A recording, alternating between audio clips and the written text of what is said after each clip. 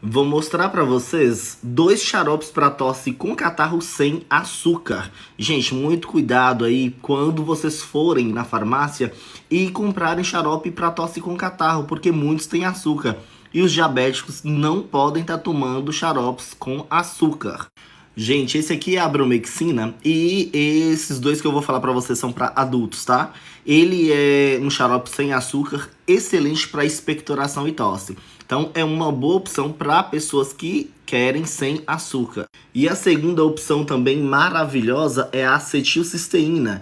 Ele é ótimo, as pessoas adoram comprar esse xarope e, como eu falei, sem açúcar. Então vamos cuidar aí, é um ótimo expectorante para tosse e sem açúcar.